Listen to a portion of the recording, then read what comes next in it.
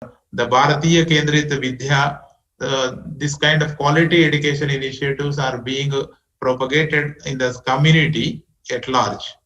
So Sri Saraswati Vidyapeetham is also a non-voluntary organization affiliated to this Vidya Bharati in Telugu-speaking states, in particularly Telangana and also in Andhra Pradesh. The Sri Saraswati Vidyapeetham is also working for the upliftment of this, promoting this Indian culture and Indian education, Indianization of education among the communities, among students and the teachers. In Telangana, it is known as Sri Saraswati Vidyapeetham, having several schools spread across the entire state and providing with minimum cost to the, almost minimum zero cost to the free education to all the people of this Telangana state with good ideology, good national spirit, and also the national integration and building the nation, playing an important role in building the nation.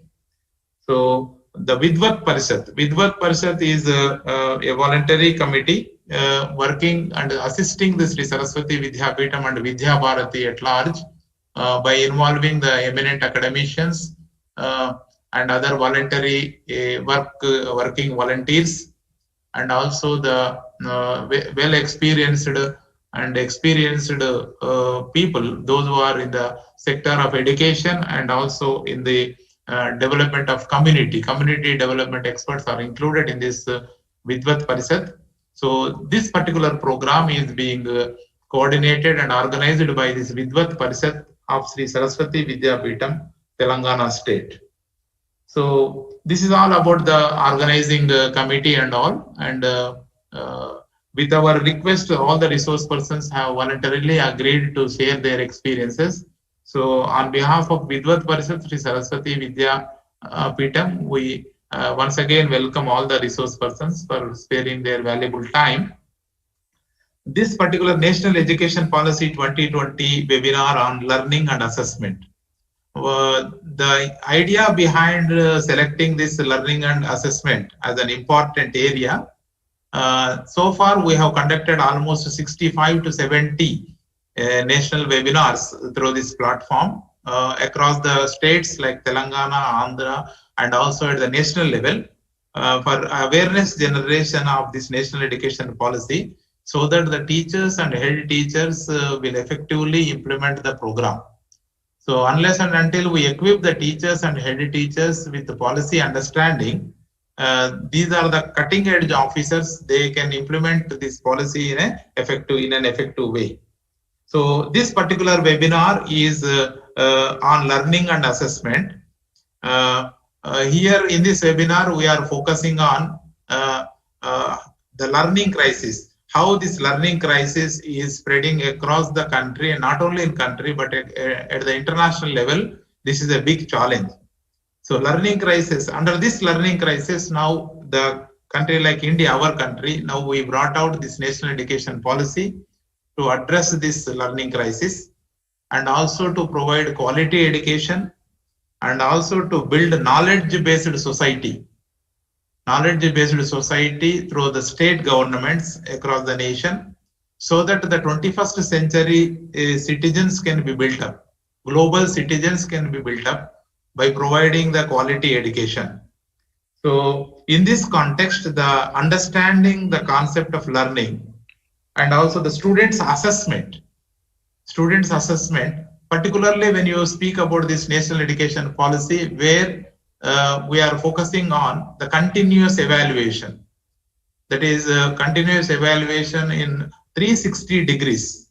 The progress cards should be in 360 degrees with Indianization, with the ethos and culture of our local state-specific cultures, India-specific cultures, and it should be built upon the available wisdom and the traditional knowledge available in this country by seeing into the 21st century requirements among the citizens.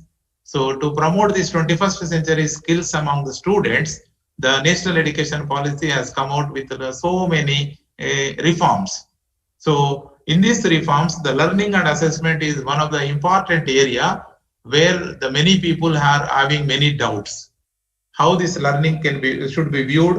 The student assessment, particularly if you see, the student's assessment is the process of evaluating students' abilities and achievements, that is assessment outcomes and critical thinking. These are the two important things we have to assess: learning outcomes and critical thinking skills. Then no matter what type of assessment tool we are using. So in this context, in this particular webinar, we are having the principal from Netarhat Avasya Vidyalaya, Dr. Santosh Kumar Singh. For the Netarhat Avasya Vidyalaya is a premier residential educational institution in this country, managed in education sector under the state education department, which is providing a quality education by following Guru Sishya Parampara, the traditional knowledge, and also the basic ethos of Indian culture, Indianization, and also the vocational education, and the school board. Many initiatives, whatever they are following in this Netarhat Avasya Vidyalaya, are being brought into the fold of national education policy. So these interventions, how they are implementing at the Netarhat Pathshala and Netarhat Vidyalaya, and their experiences can be shared across the participants, so that there will be a clarity in their understanding how this national education policy is going to be implemented in this country from April 2021 onwards. Already some of the initiatives have been started, but from April 2021 onwards, many more initiatives are going to be implemented in this country. So in that context, so the Netarhat Avasya Vidyalaya principal's experience, the school experience, he is going to share across these participants, that will be enriching the knowledge of the participants to understand the national education policy, particularly in the context of learning and assessment. And another important dimension what we thought is the faculty senior faculty from National Institute of Educational Planning and Administration, Dr. Kasyapi Avasthi is also here. She will be comparing and analyzing, and she will be presenting her own reflections on the Netarhat school experiences vis-a-vis the national education policies provisions and the recommendations, how we have to think and how we have to visualize and understand the learning as an assessment, and how we have to move forward. The way forward aspects will be dealt by Dr. Kasyapi Avasthi, the NIEP and NEP faculty. And afterwards, we have the education, the policy administrator, Dr. K. Lakshmi Narayana Garu, retired IAS officer, who served more than 30 years in policy formulation, policy implementation as an educational administrator, worked as a former technical and higher education principal secretary, commissioner in government of Andhra Pradesh. With his vast experiences, he will be delivering a concluding remarks for this entire webinar. So this is all about that webinar and its the structure of the presentations and all. So with this, now I welcome Dr. Santosh Kumar Singh, Principal, Netarhat Avasya Vidyalaya, to deliver his session. Now I request Dr. Santosh Kumar Singh. A very good evening to you all, and my resource person and my viewers. It's a great pleasure for me to be with us, and it's showing great opportunity for me to interacting the entire country on a one task. So let me introduce my school first, because school was established in 1954. It's a long period we have, and school was meant for producing leadership, and the school has produced more than 2,000 civil servants, more than 2,000 doctors, engineers, and in all fields almost. So have a look of my school, And then with the help of video and with the help of other activities, I would like to introduce my all day-to-day activities for your concern. Have a look of our school interaction with us.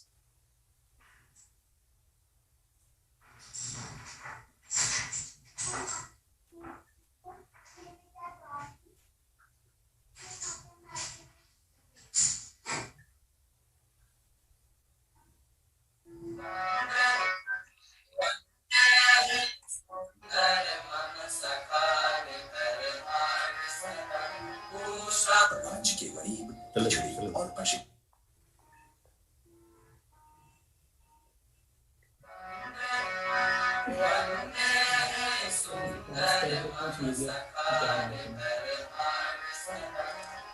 Is it visible, you all?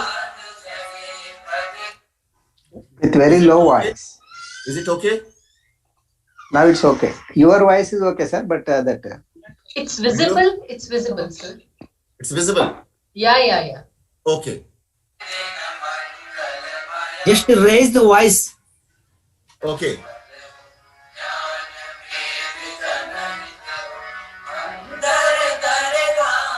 Okay.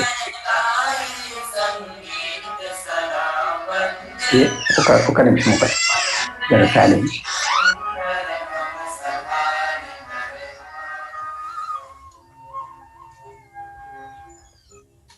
आज ये बड़ा प्रश्न है कि शिक्षा स्वयं के लिए या समाज और देश की उन्नति के लिए। बीते कुछ दशकों में जब तेजी से तकनीक केंद्रित हो रहे संसार में मानवीय संवेदनाएं पीछे छूट रही हैं, नेतरहाट आवासीय विद्यालय अपने छात्रों को ऐसा दीपक बनने के लिए प्रेरित करता रहा है जिससे जग में उजियारा हो। 60 वर्षों से अधिक हुए नेतरहाट विद्यालय का प्रांगण अत्यदीपा विहरत यानी अपना दीप स्वयं बनो की प्रेरक उक्ति से जगमग हो रहा है। ये अवश्य है कि कभी तेज हवाएं चली और कभी मौसम बदले तो कुछ लोग आशंकित हुए, मगर नेतरहाट के इस अनूठे विद्यालय की दिव्य आभा कभी कमजोर नहीं पड़ी। बादल छटने के बाद हर बार इसकी इंद्रधनुषीय प्रभा पहले से भी अधिक चमकदार होकर निखरी। यही वजह है कि शिक्षा जगत में नेतरहाट विद्यालय जैसे शिक्षा केंद्रों की आज और ज्यादा जरूरत महसूस की जाने लगी है। 1947 में देश की आजादी के 1 वर्ष बाद ही मुख्यमंत्री श्री कृष्ण सिंह ने ए काज़मी की अध्यक्षता में बेहतर शिक्षा के उपायों के लिए एक आयोग गठित किया, जिसने 1948 में बिहार पब्लिक स्कूल के संबंध में अपनी रिपोर्ट दी। मगर ये बेहद खर्चीली थी और राज्य के गरीब, पिछड़े और अशिक्षित लोगों को समान अवसर देने के उद्देश्य को पूरा नहीं करती थी। आजादी के बाद पूरे देश में ऐसी शिक्षा व्यवस्था की जरूरत थी जिससे समाज के हित का विचार करने वाले नागरिक तैयार हो सके, जिनके आदर्श और सपने ऊंचे हों। 1951 में बिहार के शिक्षा सचिव जगदीश चंद्र माथुर ने भारत में शिक्षा व्यवस्था की बेहतरी पर काम करने वाले FG पियर्स को राज्य में आमंत्रित किया। पियर्स ने करीब 6 महीने के समय में विद्या विहार नाम की योजना तैयार की, जो आगे चलकर नेतरहाट विद्यालय की संकल्पना की नींव बनी। पियर्स ने 10 से 18 साल के बालकों के सर्वांगीण विकास के लिए ऐसे विद्याश्रम का सुझाव दिया जिसमें छात्र विद्यालय में रहकर ही अध्ययन करें। देश के बेहतरीन शिक्षक इस विद्यालय में बच्चों के व्यक्तित्व का विकास करें। ये किसी बाग में सुंदर सुंदर फूल खिलाने की योजना की तरह था। पियर्स की योजना के मुताबिक विद्यालय खोलने के लिए कई जगहों पर विचार विमर्श करने के बाद नेतरहाट का चयन किया गया। ये घोषणा जुलाई 1953 में हुई और प्रारंभिक बुनियादी सुविधाओं के साथ 15 नवंबर 1954 को नेतरहाट विद्यालय की स्थापना हुई। यहाँ पढ़ने के इच्छुक छात्रों के लिए उत्कृष्ट मेधा को ही एकमात्र मापदंड बनाया गया। अपनी स्थापना के बाद 46 वर्ष तक बिहार की अनूठी पहचान रहा नेतरहाट विद्यालय गुरुजी और गुरुमाता आश्रम में रहने वाले छात्रों की देखभाल अपनी संतानों की तरह करते हैं।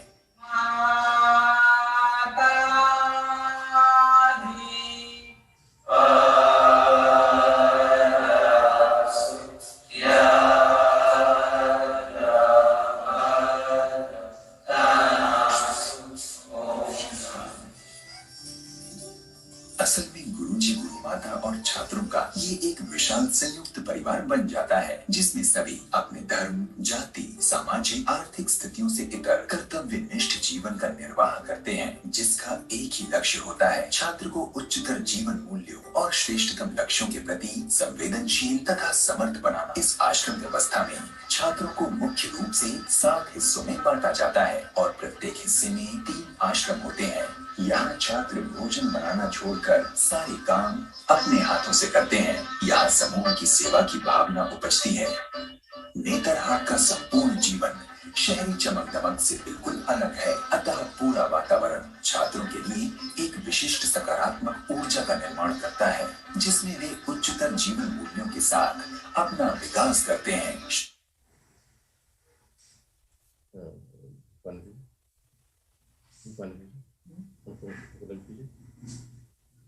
So that was the introductory part, how our Vidyalaya is functioning. Video was clear, sir? Yes, Yes, clear. sir. Yes, sir. Okay. So with the help of more other videos, I shall try to introduce my activities, because the theme of this webinar is learning and assessment. So our focus to do a 360-degree angle, and purpose is for overall development. So children are doing all activities by their own way. As you have seen in my video, that only cooks are cooking and the rest part is doing by our students. The students are collecting their food, they are serving, they are cleaning the plates in which they are eating, even though they are cleaning the toilets themselves. So all activities they are doing by their own way, and that's why they are getting overall development. So have a look with agricultural activities, because our school area is around 460-acre land. So we are conducting various agricultural activities, and let us have a look regarding agricultural activities, what we are doing, because we have very good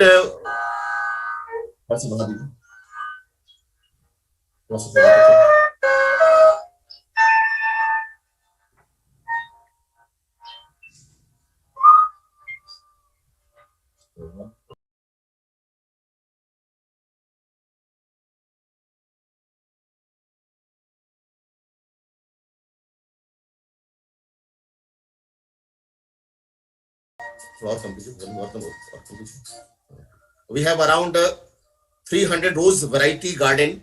So have a look of 300 variety of rose garden. These all are created by our students. They are knowing how to do drafting, sampling, replanting, and making beautiful environment by doing these activities. Under this rose garden, we have introduced our guava garden, papaya garden, lemon garden, cabbage garden, brinjal garden, mustard garden, and so on. So just I'm forwarding my video so that without consuming more time, we can see this entire things. So this is our guava garden. In this year, again, we have got a one big project by Jharkhand government, 25 lakhs rupees one project for FLD frontline demonstration project for planting 2,500 guava plant. So this is our achievement. This is our papaya garden, where all activities done by our children, and what they are going to produce, they are going to consume in their own mess. So this is entirely without using any fertilizer. This is the very general agriculture pattern, and this is under intercropping, because you will find out between the papaya trees, we have another trees also. This is our lemon garden, because each and every day we are consuming around 600 lemon each and every day. One lemon we are providing to each one. So we need around 600 lemon. So for that requirement, we have just planted 140 lemon trees, 11 plants last year. This is our agricultural activities, where we are planting cabbage, other different kinds of vegetables. We have medicinal plants also.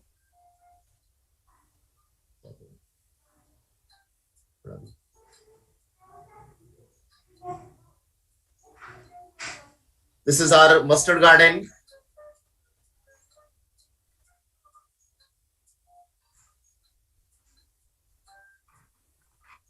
This is our nursery. We have 3 nursery, very big nurseries. This is a mango nursery.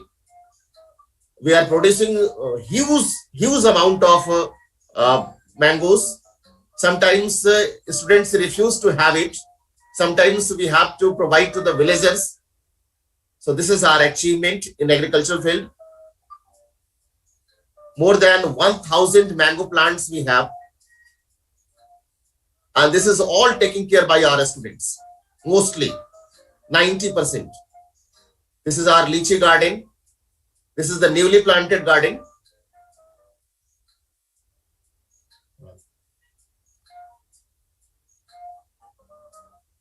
This is our second nursery. We have 4 or 5 nurseries like that.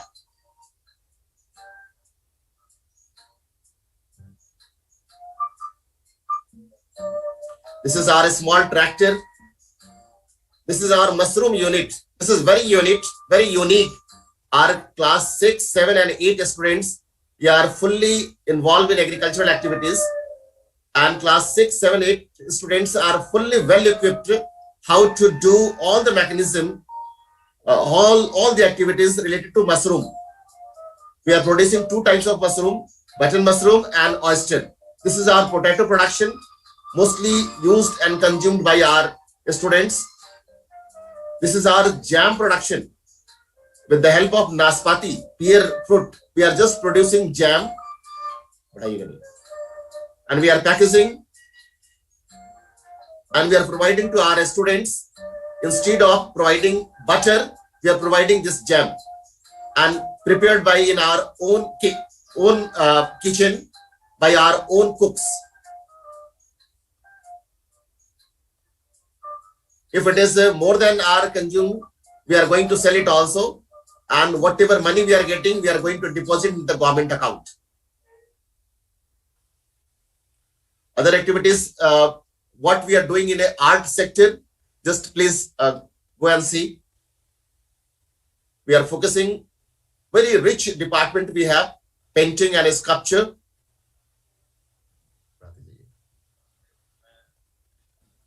Is our art teacher.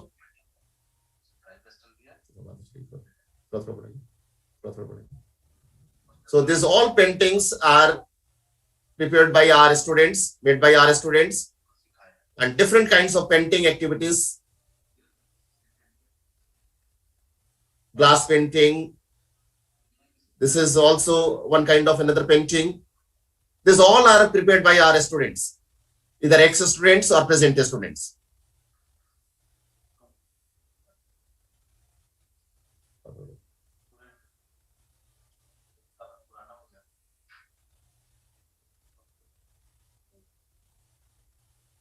This statue is also being made by our teacher. In our campus, more than 7, 8 statues are there. Ex-principals and founder principals, their statues are set up in our school, and all statues are made by our children.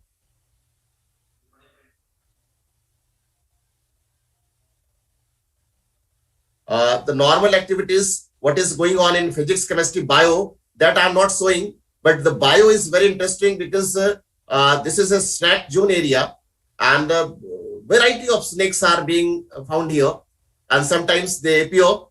And my ex-principal was very courageous. He was from South, K. Basudevan, and he used to catch the snake, and we have a very good collection of snakes. So have a look of our bio lab, and you can see that variety of snakes we have.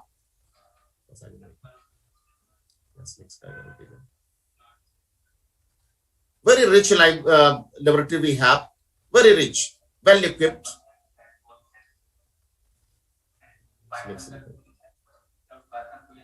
These are the snakes, all snakes. Now we don't have more jars to keep it in it.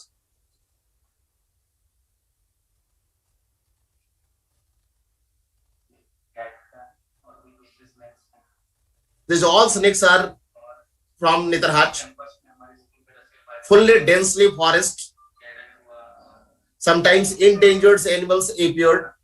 Last year we had caught one honey reindeer that was an endangered animal, mostly found in South Africa. These all are all snakes. You can see these all are snakes from these all snakes are from Netherhat. Next.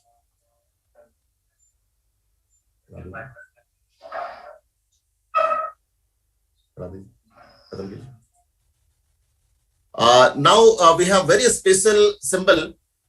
We are focusing on metal work and woodwork. Our children are doing well in metal work and woodwork. Have a look of metal work. What we are going to made it is our metal structure.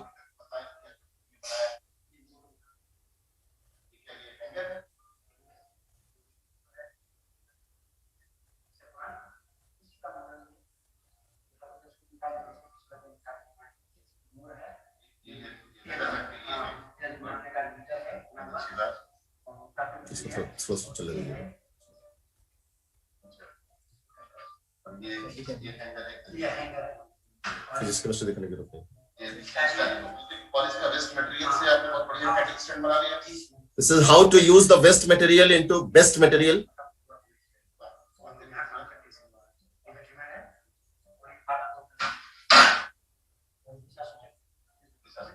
Direction showing. This is used in our toilets.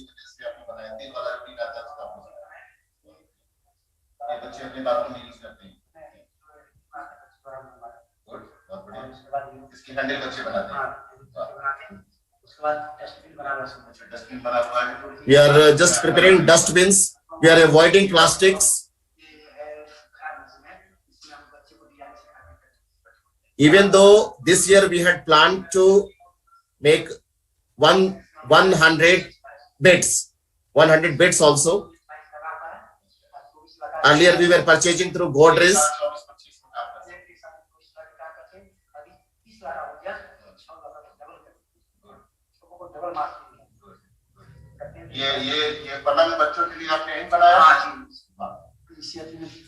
This bed is made by our metal work.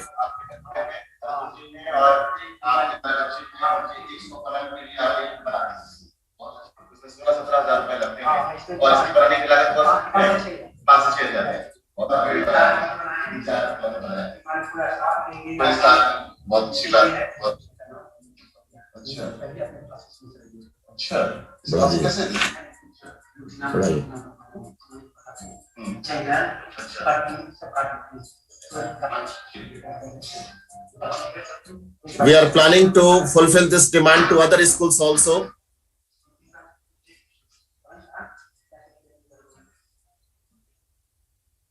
Now have a look of woodwork. That is very special feature in our school.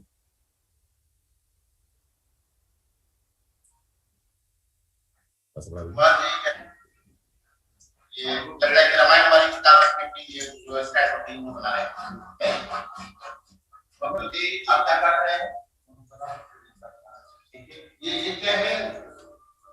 ये मंदिर है। बहुत बढ़िया। और ये book stand ही है ना? सब किताबें रखी हैं। This is book stand.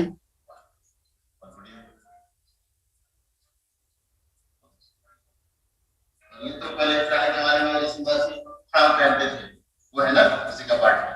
बहुत बढ़िया। पढ़ाया ना? बहुत अच्छा बनाया बच्चे। वाह, बहुत खूबसूरत। लगता ही नहीं क्या का बना हुआ है। बंदे ने बात बिल्कुल पता नहीं चल रहा है। और ये इसकी रोटी किसकी है? अच्छा, ये पक्षियों का भी यहीं से यहीं आपने बनाया? कौन सा पक्षी है? सारा दोनों उसी तरह का है ना? ये अच्छा, बहुत अच्छा। सेल का बनाया आपने, बहुत बढ़िया, बहुत बढ़िया। 30 बच्चे काम कर रहे हैं, बहुत अच्छा। So at a time 30 students can work in metal work as well as in woodwork.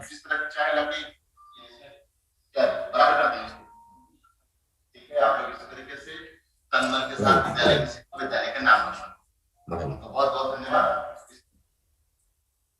In same way, how our children are doing or performing in art, theatre. Even though, for your kind information, we are running NCC all 3 wings. This is our theatre. This is our theatre group.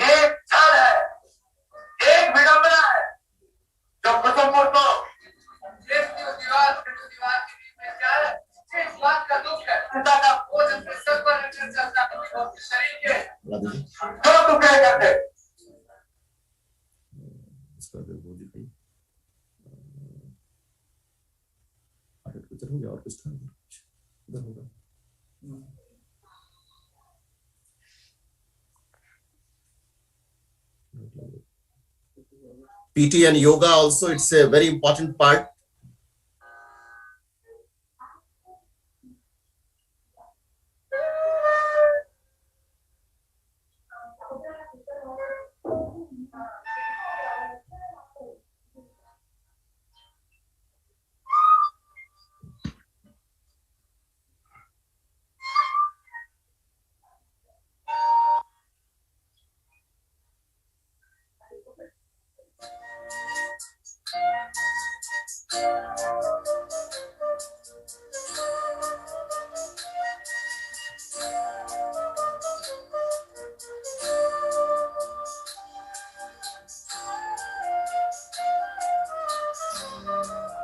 Okay.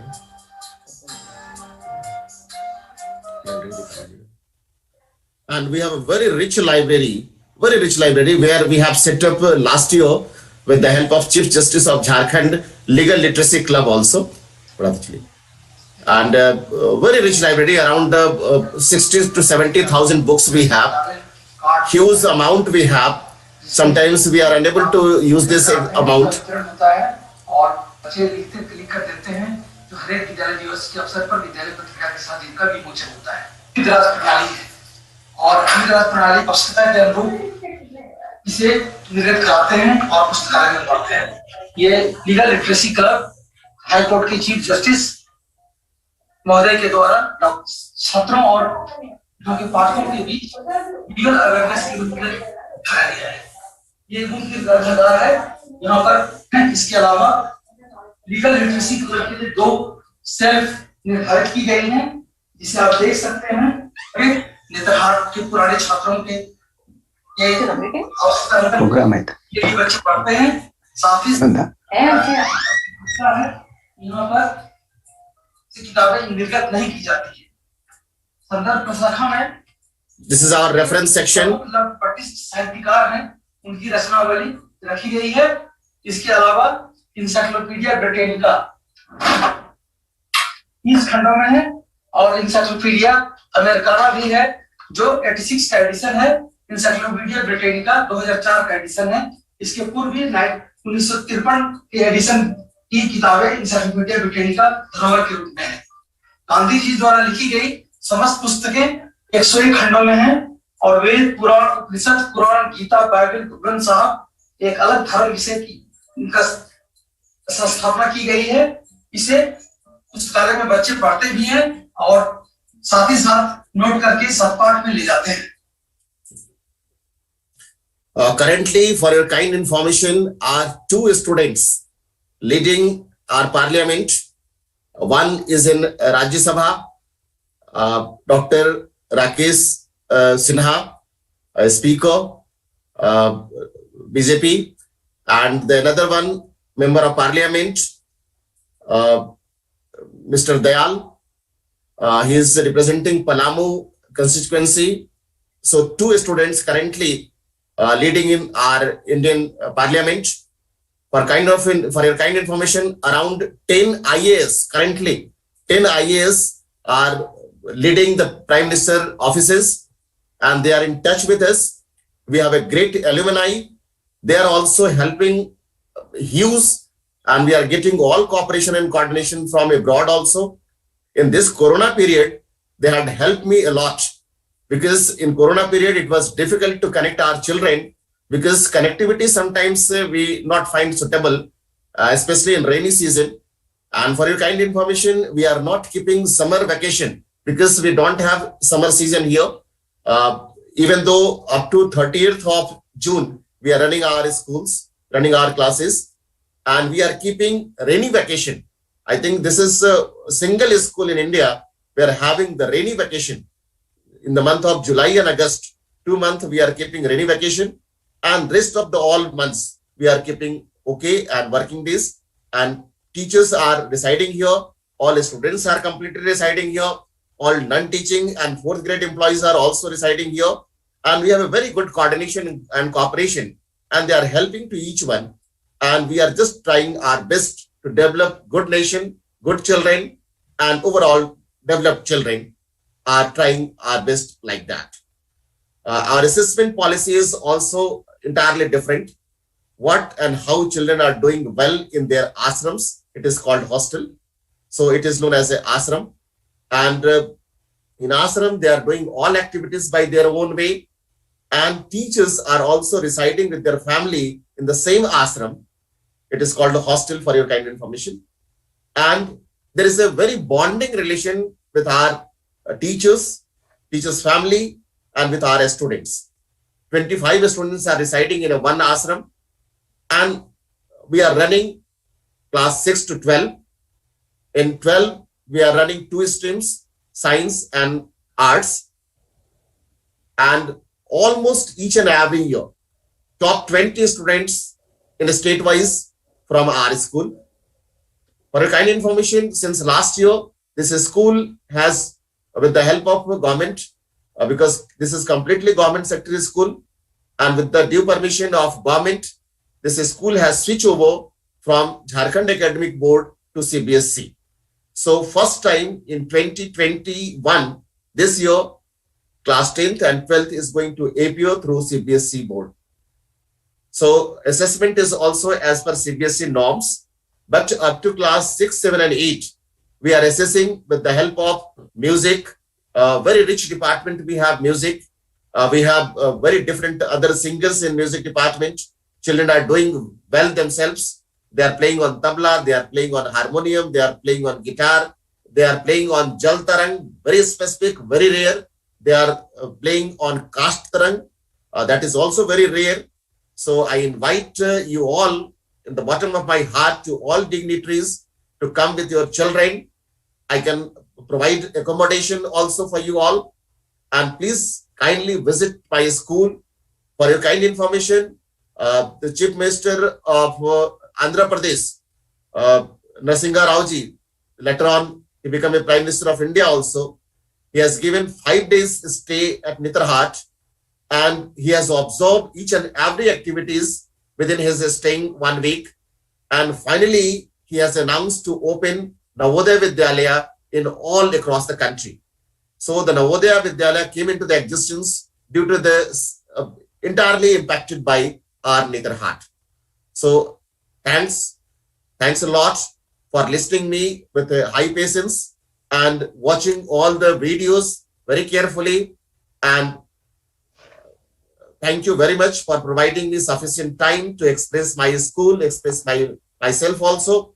If I have done anything wrong, kindly excuse me, because sometimes it was an error in due to connectivity. I hope that you have enjoyed, and once again, very, very thankful to you all. Now over to the speaker, sir, please. Dr. Santosh Kumar ji, can you show some light on your progress card? How will be your progress card? Yes. I'm showing, sir. Yeah, please take some 5 to 10 minutes of time and show your progress card. No, yes, sir.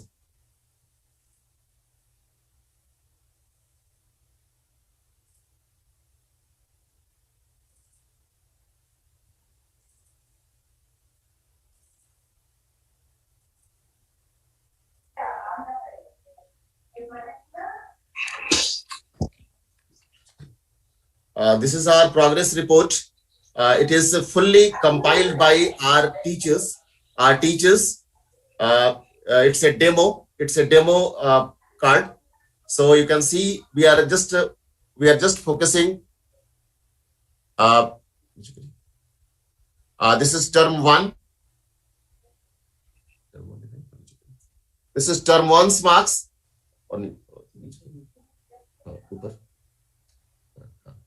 This is the common subjects: Hindi, English, Hindi, Sanskrit, Mathematics, Science and Social Science. This is for class 6, 7, 8. And we are just, this is a demo, so marks may be vary here and there. But we are using marks, music, agriculture, art, metalwork, woodwork.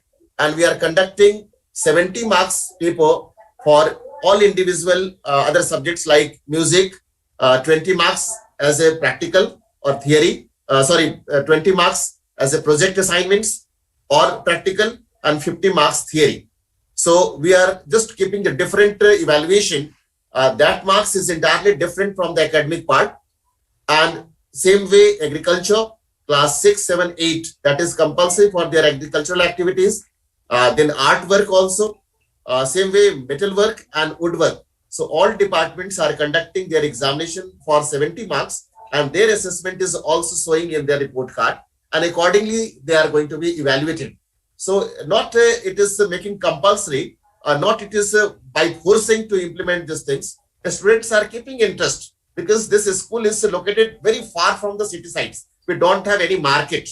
We don't have any mall and like that. So students are residing in the campus. We don't have any outer boundaries. It's open. It's open. That's why I told you that some endangered animals sometimes appear. Bears are very common. Elephants used to come. Some endangered animals also used to appear. So we have to take care for all these things. Sometimes it's become very crucial for us. But in spite of all these things, children are enjoying. Very dense forest we have. And already told you that very good weather scenario, very unpredictable weather scenario. In a day, 2-3 times rainfall, 2-3 times sunshine. So we are habituated for have this. And this is the way, the same pattern according to CBSE, because from this year we are following the CBSE, and accordingly we are just going to judge our children. Thanks a lot for, thank you very much, sir, for giving time and for your courtesy. Now over to you, sir. Yeah, I think you have deliberated in detail about the activities, and that vocational education part, what we are seeing or referring into the national education policy, is clearly shown by you in your school and its implementation, and also the 360 degrees evaluation, that is the behavioral part and emotional part, health part, physical education part, and the curricular and co-curricular activities all are being covered in your progress report. Yeah. And I think that Guru Shishya Parampara and also the Indian culture and Indian tradition. This is the last Gurukul of India, sir. We're existing on the ground. Yeah. Yes. So I think it is all our responsibility. Another thing, sir, I want to add. We are allotting classrooms for the teachers, not for the students. And the students are attending their classes as per their given timetable. For your kind information, we are not arranging the classes in the absence of teachers. As the students are going to the respective classes, if other teachers are free, they are going to engage them. Or if that teacher is also not free, the students are frequently visiting our library. So this is our very good traditions. Yeah. Okay. Thank you. And your practices and your learnings are very, very important. And now under this national education policy, this kind of Gurukulas are to be promoted. And now the time has come to promote this kind of culture and Indianization and building the character among the students is very, very important. So I think we will come back to you in the question and answer session, Dr. Santosh Kumarji. Yes, sir. And now may I request Dr. Kashyapi Avasthi, Senior Faculty Member from National Institute of Educational Planning and Administration, New Delhi, to reflect on the understanding learning as assessment. And by seeing this Netherhart School's experiences and all, I think I request Dr. Avasthi ji to correlate the practice with the national education policy's recommendations. And as a premier institution in this country, that is National Institute of Educational Planning and Administration, from your desk, the reflections will be very, very useful to the participants. So I request Dr. Avasthi ji to interact with our participants. Thank you, Vijay Kumar sir. And I hope I'm audible to all of you. Yes. You are audible, madam. Thank you so Kindly much. proceed. Thank you so much. And thank you, Dr. Santosh. I think it was a wonderful journey that you've taken us all. So maybe in this time of pandemic, this can be called a journey. But when it would be better for all of us and also for your institute. I would certainly love to visit your school. I think it was really. मतलब मुझे ऐसे लगा अरे ऐसे school में पढ़ना चाहिए था गया वो दिन गया this is for boys school. This is so boys I school. think that bus is missed. But staff's kids are studying here. For your kind information, my daughter is studying here. Yes, I have a single daughter and she's studying here. She has topped in entire Jharkhand among the girls. Congratulations to you, sir. Thank you.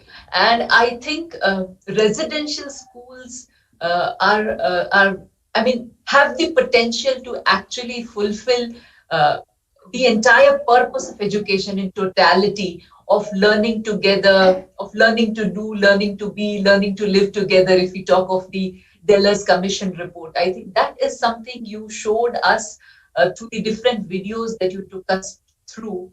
So, and as the National Education Policy 2020 talks about, it's not just the cognitive domain. You mentioned about the affective and the psychomotor domain. So, when the children are doing so many activities using their own limbs, whether it is agriculture. I have shown hardly half meters, ma'am. Only Absolutely, half. I can totally understand, sir. For a practitioner, it is very difficult to actually comprehend everything and put up. I can totally understand. फिर भी आपके videos ने हमको बहुत कुछ दिखाया है. So, and I can totally believe that being such a historical institute, if I may say, such an old institute, and still with keeping with its tradition and also the newness that the modern world requires. I think the school is doing wonderful. Thank you so much for taking us through. I would just want to connect at every point maybe what he has shown us and what the new education policy actually tells about assessment. And therefore it kind of words it, transforming assessment for students. And I think what you have shown us, sir, is, as I was saying, assessment as learning. So when we talk of assessments, we've always seen historically assessments to be of learning. And I would want to, before I really take on different examples, I would just want to, what is my understanding on assessment of learning, assessment for learning, and assessment as learning. So when we say assessment of learning, it is actually an end product. We are looking at the product. So what did I gain as a certificate? And basically to certify individuals on their knowledge, we test them on their knowledge or on their skills, and that is assessment of learning. That serves a very narrow purpose to say that the so-and-so student has cleared board exam, 10th exam, 12th exam, or graduation, or post-graduation, or MPhil, PhD, whatever. Assessment of learning. You are giving certifications of the different levels of learning. Why I say it serves a narrow purpose, because it can at the most tell you of what the child could memorize or write for the exam. But where the child missed, perhaps, it doesn't tell you that. And therefore, when I recall, and the new education policy mentions about progress cards, holistic progress cards, about 360-degree evaluation, about multi-dimensional report cards. And I recall my report cards. I'm sure all of you also would have had the same experience. They would have the subjects, then they would have the marks or the grades on those subjects, and then there would be one column which talked about remarks. And if I see all my report cards have remarks like can do better, excellent, good, keep it up. But all my life, I am still struggling what I could keep it up, what I could do better, and what is excellent about me. So while even when the remarks were positive, even when it was excellent, it didn't tell me what was excellent about me. Or for a child where the remark is not very good, let's say, if it is saying poor or satisfactory or can do better. For example, at times I've got can do better, but it never told me what I could do better. And therefore, the reason perhaps assessment of learning has a limitation is it assesses your learning, but it hardly is moves beyond that to tell how this assessment could be used for learning.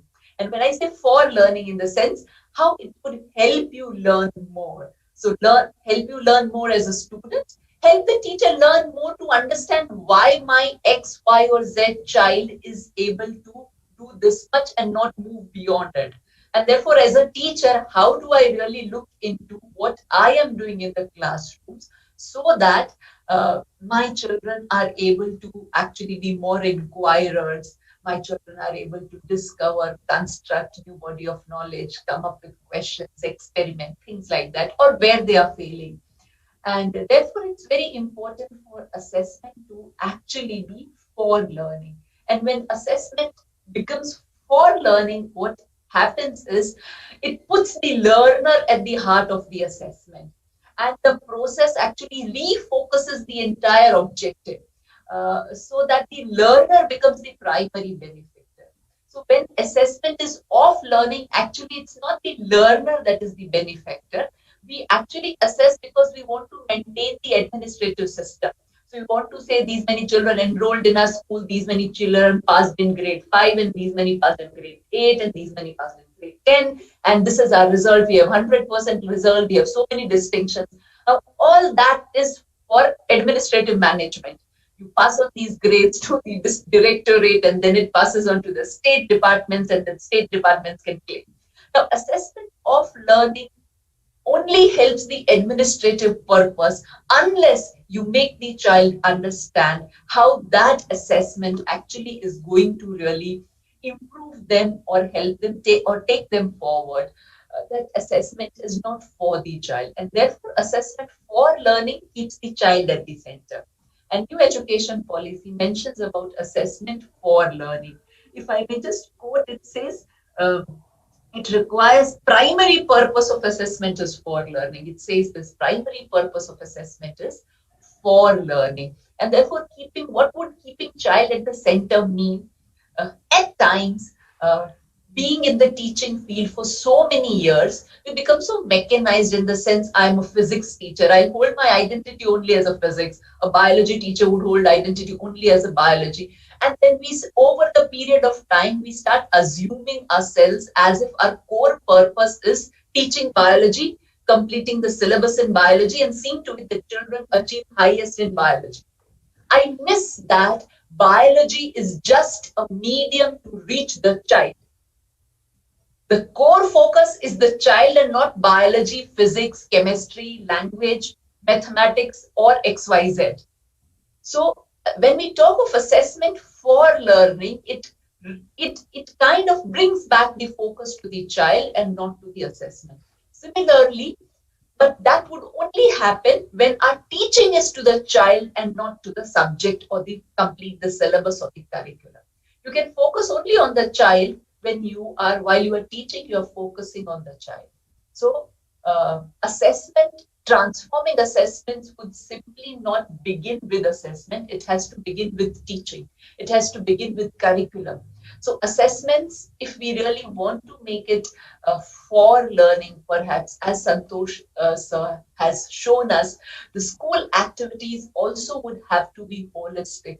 I was really envying your wood and your metalwork labs. It was telling me that something that new education policy, or for that matter, even Kothari Commission talked about vocationalization in education. Your labs are showing that so beautifully, Matlab. It can take that forward. Anything that you talk about in new education policy, perhaps your school is demonstrating that. And therefore, coming back to assessment for learning is putting the child at the center, so that assessment informs the child, the learners, about their progress. Informs for what? So that they feel empowered in improving themselves. So it is not to tell them that you are classified into, let's say, A grade, B grade, or C grade, but it is to tell them that you are at this stage in your learning. To move from this stage to the next stage, Map what is it that you need to do and how would you do so that you can move forward.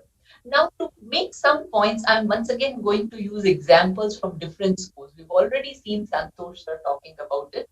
I'll bring few examples from different schools because I think that would help you understand the behavioral aspect of what is assessment for learning. This is about a school in Himachal Pradesh, in district Kullu. And we happened to do a leadership workshop with the school principals in district Kullu. And after this leadership workshop, one school principal kind of redesigns. So we did a concept on vision building and target setting. And he did that entire exercise with his secondary and senior secondary students. And the results I would show you are so beautiful. He made all these students actually set their own targets. So let's say we have these prelim exams done, and now this is what you have received, you have scored in your exams, and now you set, based on your understanding of your knowledge, you set target for yourself. So in your next exam, what is it that you want to achieve? And this target has to be supported by your understanding of your gaps in learning. So every child was made to, so when the child is shown the answer scripts, the child is made to write a small assignment. What is that small assignment? That small assignment is identify your gaps in the learning. So every child, I mean, this is a common process that teachers give answer sheets to the children to actually, to see their answer sheets. But we return them after 5 minutes as if it is such a secret confidential document. So the teachers will collect that in one period itself and then place it in the cupboard and then lock it. But in this case, the principal saw to it that the children take their assignments or take their answer sheets home. They do a small assignment on it on the basis of their answer sheets and what they have scored. They have to identify the gaps. They identify the gaps, write a small report on every subject and their identification of gaps, bring that to the class, make a small presentation, and then based on that, they set their target that for the next exam, what is it that I'm going to achieve? What is it that I want to achieve? And then they made a small slip of it. So every child's desk has this small slip, which has all the subjects written on one side, their current score on that, their learning gap, what is their gap, and then the target that they have set, which is placed on on their desk, so that the child has the target in front of him or her. And this helps the child to actually focus himself or herself more better on how she wants to lead his life. So this is also this is a process about really focusing assessments around the child, which helps the child understand where I am wrong. And when you help individuals understand where they are wrong, perhaps that assessment is no more about good, bad, ugly. It's no more about classification. It's no more about clapping for the firsts and then moaning about the people who couldn't score first ranks. And perhaps the unhealthy competition that comes into picture as a result of the assessment, or the mental health issues that come into picture every time the board results are announced, we hear of number of students committing suicide, is because we've limited assessments to be of learning for the purpose of classification rather than for learning. And I was so enthused. I interacted with those children. How do you find this exercise? Could you really? And the children said, no, it was really difficult. हमारी अपनी गलती ढूंढ पाना answer sheet से बहुत मुश्किल लगा हमको, they said. And I said, how did you do it? Then they said, no, we couldn't do it for the first time. And then we sat in groups. So then they were made to sit in groups of 4. Then they discussed that. And then eventually now as a process, we have learned to do that. And now this has become a kind of norm in our school, that after every exam, we are given our answer sheets and we have this assignment wherein we identify our gaps, we identify what we need to learn and improve on, and then we set targets for ourselves. What happened as a result of this is, because it was assessment for learning, children became active in the process of improving learning. Otherwise क्या होता है, learning जो है सिर्फ शिक्षकों की जिम्मेदारी बनकर रह जाता है. So it's the teacher's responsibility to see to it that everybody scores well. And when it becomes only the teacher's responsibility to see to it that everyone scores back, the teacher is stressed. And then every time that a child doesn't score, it is kind of a black mark on the teacher ki अरे ये शिक्षक ने अच्छा नहीं पढ़ाया, 100% result नहीं आया. And there are a number of schools that also do things like this. जिस class का 100% result आया, उस teacher को incentive. So once again, amongst teachers also, we are creating unhealthy practices by doing things like this, rather than actually bringing everyone together, helping them understand where the gap is, focusing on learning rather than focusing on assessment, or rather than developing. So unhealthy competition reduced because of assessment for learning. I'll come back to the third aspect. I don't know, sir, how much time I have. You should stop me when you feel it. Yeah, you can have another 10 minutes, no problem. Thank you. Now, the second aspect that this talks about new education policy is progressive in mentioning about it, although it doesn't use that as a term, but it mentions different aspects. Progress card will be holistic, 360-degree, progress of child and project-based, inquiry-based learning, quizzes, role plays. It talks about holistic report card. It talks about linking it between the home. Report card should link the home and the school. Now, this is another very important aspect. I work largely with government schools. Being a government organization, we have a mandate of working with government schools. And one of the challenges that government schools face is community engagement. And therefore, something that principals keep telling us is 4-5 major points that come from them. I'm just kind of summarizing them. Parents are not aware. They don't come to the school. They don't take care of the education of their child, things like this. And then in our dialogues, when we probe each other, I once asked them, what are those different activities or those different occasions when you invite parents to school? And if we find traditionally the occasions on which we invite parents to school, largely it would be either the national festivals, so it will be Republic Day or Independence Day, or it would be your annual function, whether it's annual sports meet or cultural meet, or it would be the report card giving, so and your report card distribution or the PTAs that you are kept, or if the child is indisciplined, then you need to complain to the parent. So I said that in each of these events, while the cultural or the sports meet, yes, the parent feel enthused because they feel that their child is participating and it would be nice to really see them.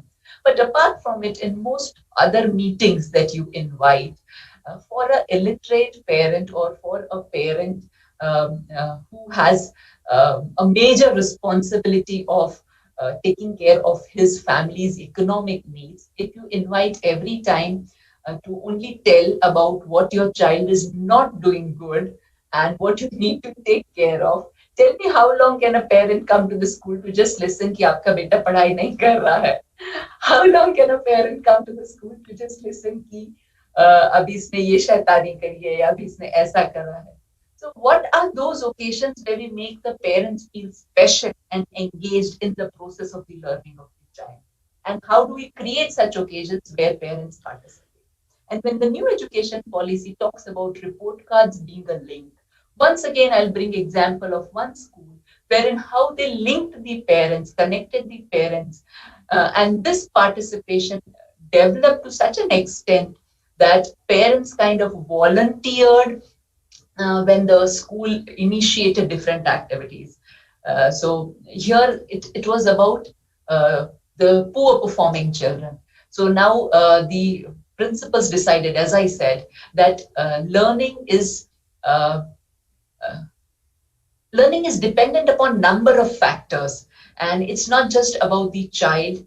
It's about the environment, it's about the teaching learning process, it's about the family, it's about a lot of other aspects. And therefore, it's very important that all the stakeholders are engaged in this process for learning to be holistic.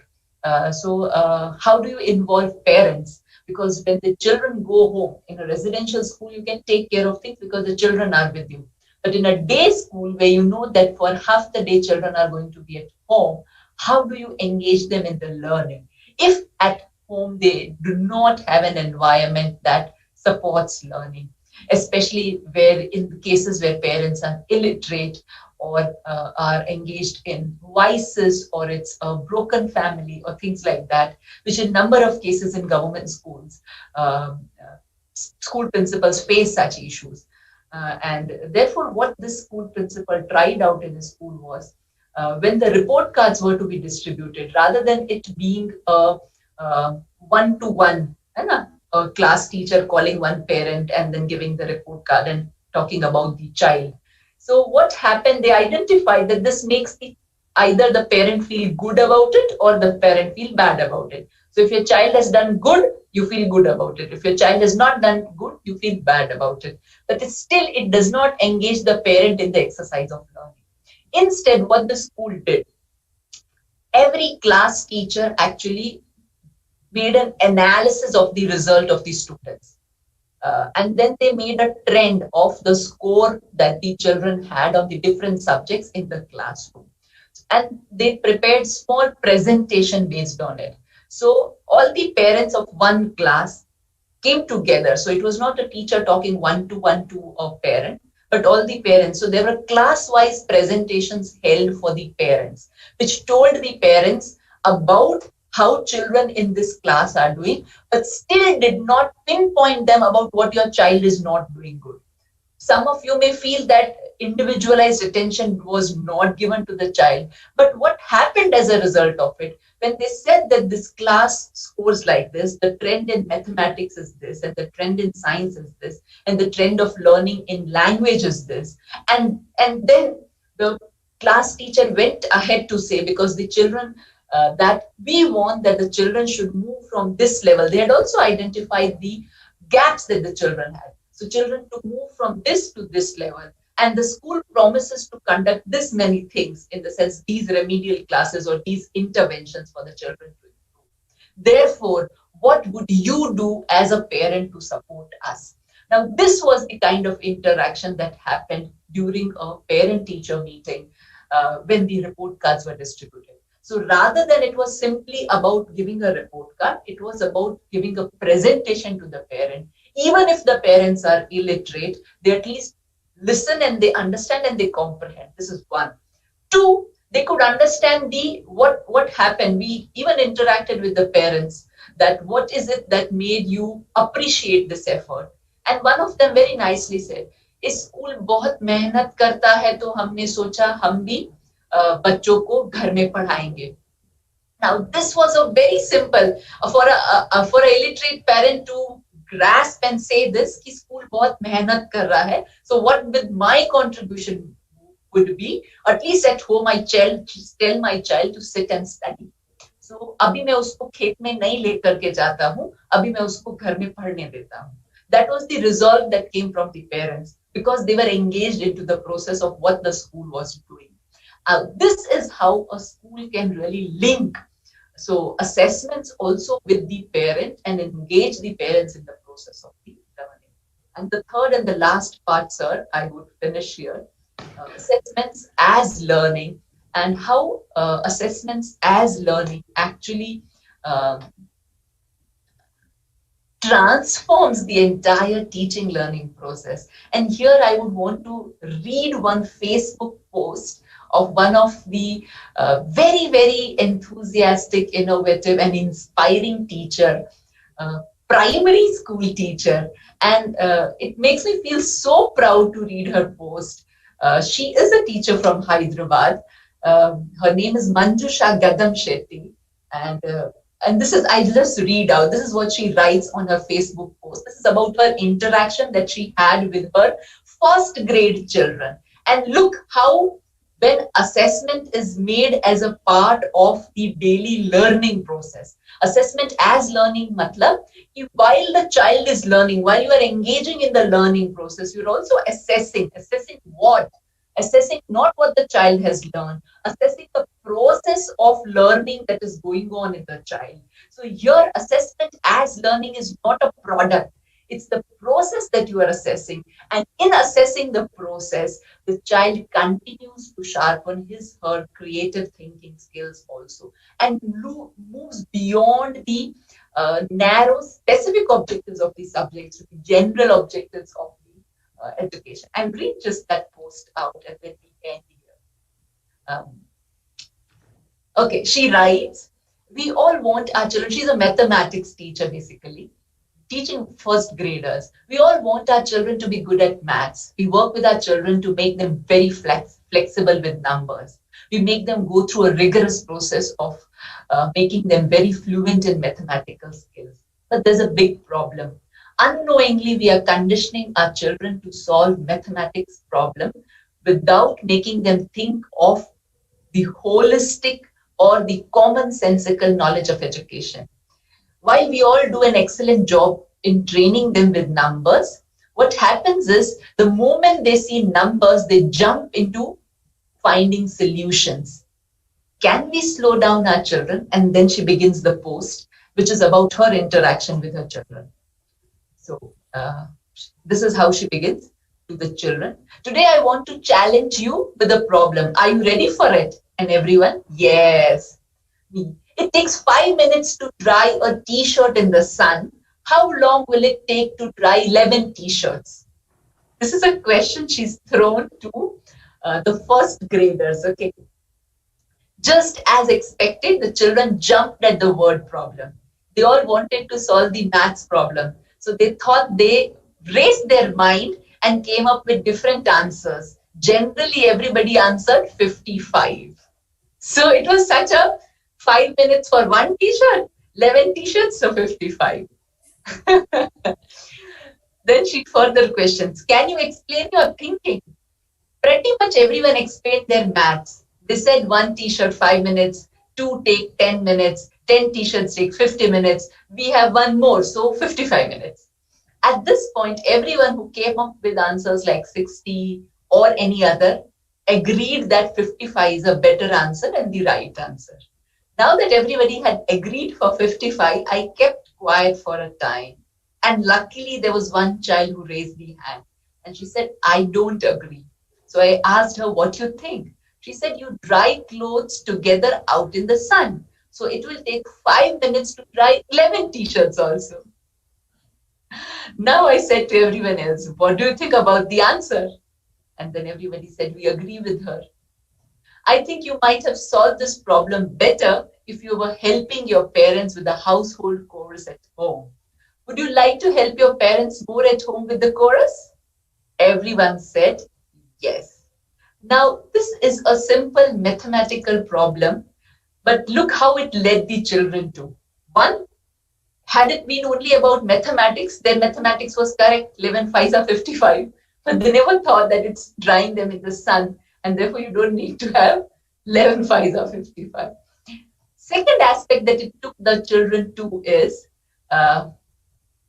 had we helped our parents at home? So it's also telling about the value of supporting parents at home. And in this manner, mathematics can move beyond being a subject about numbers to even teaching value education, to even making children to think. And she further, this is a longer conversation where she further takes them that if we are, instead of sun, if we are using a dryer, how much it would take. If instead of dryer we are using, and then the entire conversation goes to the end where children also think about environment protection and things like that. Now, this is how interesting a simple first grade mathematics class could be. And in this, you are assessing the children also. So assessment is not just about at the end evaluations, formative evaluations that new education policy talks about, and how this formative evaluation or the process of evaluation, which is continuing assessment, which is continuous, which helps children to learn, to understand, to grow, and to critically think, to be innovators, to be sensitive people, sensitive and responsible citizens. So I think assessment rather than off learning, we need to move towards for learning and as learning, which would make the entire process of education very engaging and help us actually dig deep into the core purpose of education than simply score certificates or degrees. with these few words, I thank you all. Thank you so much, Vijay Kumar sir, for giving me this opportunity. And thank you, Dr. Santosh. It was nice going through your entire school journey. Thank you. Thank you. So thank you, Kashyapi ji. I think we request you to be there for question and answer session also. Sure. And now we have another resource person, Dr. K. Lakshmi Narayan sir. Sir is he belongs to Indian Administrative Service cadre of Government of Andhra Pradesh. Sir has vast experience of more than 3 decades in policy implementation and governance. So with his vast experience, we request Dr. K. Lakshminarayan sir to deliver concluding remarks on this webinar. Thank you, sir. You are welcome.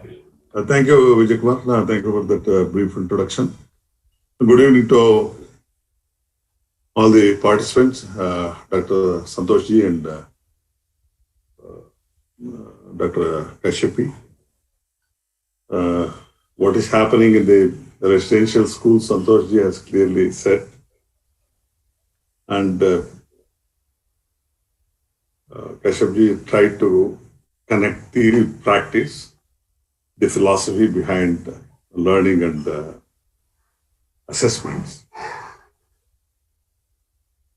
Yes, schools, we need an effective or good teacher in each of the needy schools across the country. That's the issue. And we also strongly believe that great teachers are the heart of the great schools. And principal plays a very vital role. I always say, as a commissioner, I always used to say, in the very entrance of the institution, I can tell what kind of institution is this, whether it is a welcoming environment or otherwise. That's the kind of thing. Yes, you refer to P.V. Narasimha Rao ji and how residential schools are, after P.V. Narasimha Rao has introduced again, when NTR was the chief minister, he has introduced this concept. And he has clearly, he himself has selected the environment in such a way away from the towns. That's what you are telling. We are very close. We are nature itself. That's what is required for the young minds. Yes, that aspect has, everybody is now realizing because of the COVID-19 and pandemic. Initially, we had a Gurukul system. Our tradition was that we always used to respect our teachers. We used to trust our teachers. Our children, we are keeping in the hands of the teachers. That is what our elders used to say. That was the reality. But somehow after British colonization and those things have changed. And COVID has again making us, all of us to think. That's what I always say.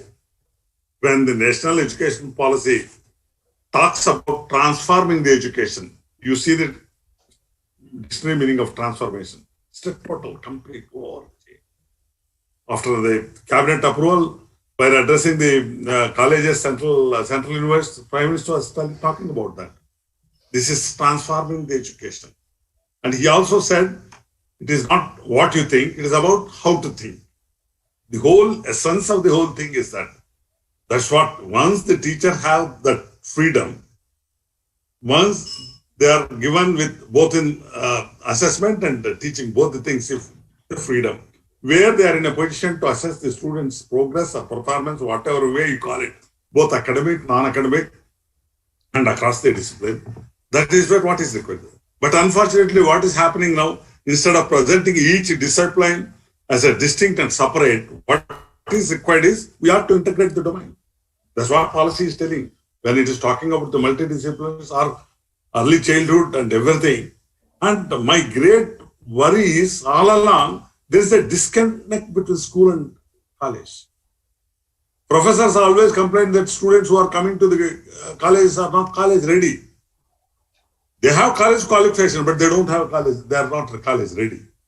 Whereas when I talk to the teachers in the school, they say, these professors are sitting in the ivory tower, sir. After our students are their raw material, they never bother what is happening in the school. They can come to the schools and see.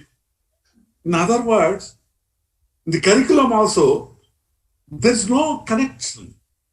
In the same school, from the morning to evening, from day to day, or throughout the year, or across the, leave aside, across the boundaries of the subject, there's no connectivity. That is what is required. That's why the policy comes out with a different education. Different in the sense, we must all recognize that at very early age, the interconnectedness of the natural world with our subjects, with our everyday lives, that is what is required. That's the essence. In fact, the great teachers should always provide number of examples. If she was giving the example of a mathematics teacher, that's what is required. In the sense, teachers should be in the position to sprinkle their teaching with a number of examples which students are in a position to connect with theory practice. Examples which they are day to day in the community where they are living. That is what is required. That is the reason why we were sometime back in the Finland. You know, Finland is the #1 country in the world in the school education. When we were talking to the minister. He said, "What is the greatness about they said, we respect our teachers, we trust our teachers, and we also provide environments where our teachers will talk to each other." That's what they are providing.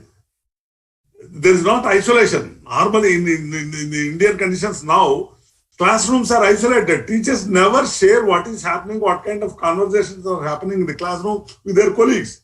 Leave aside allowing them to sitting in the back and observing their teaching and pointing out deficiencies or appreciating where he is doing.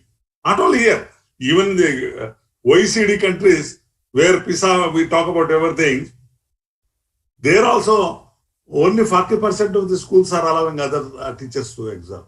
So that is the issue, that is the kind of thing. Therefore, we should be in a position, our classroom should reflect the life of the society. And our examinations should reflect the life in the classroom. But unfortunately, that is not there.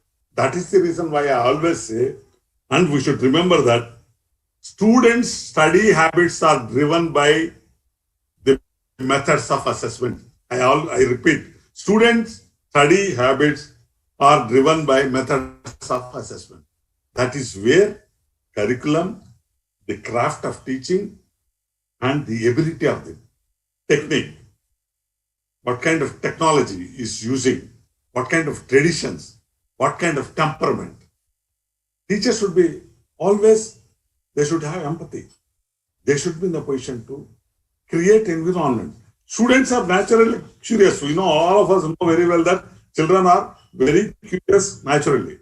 But stimulate that learning, that means keeping their curiosity alive. That is what intrinsic motivation comes, keeping the curiosity alive. That curiosity can be kept alive when teachers are in a position to, as she gave the example of mathematics, students should be in a position to connect. That's what I was talking to other day, physics teacher. I said, you're teaching physics. He immediately said, I am not teaching physics, sir. I am making our students to learn how to learn the physics. That is what she was telling. That is the reason why the issue is about conceptual clarity from experiential learning to conceptual. Yes, in the school which Santoshji was explaining, he has shown about agriculture, he has shown about biology, he has shown about the woodwork and metalworks, everything. Yes, students need to have an understanding of wood. What is the quality of wood? What makes this wood like this? What kind of things we need to use? These are some of the things, and that connectedness will be possible, and this all depends on the assessment. Yes, she was trying to tell about as a assessment, as learning, assessment of learning, everything. So yes, that's what in summative or whatever you call in the assessment of learning, there are three things which we need. Students should be in a position to, with this kind of a assessment, they should get motivated. How they are learning, where there is a scope for improving, that they have to have. And they should also know whether they are achieving, where they are achieving, where they are underperforming. And then standardization. So these are the things learning is very, very essential. Unfortunately, in our mad rush for success, because the definition of success is entirely different. Competition, artificial competition.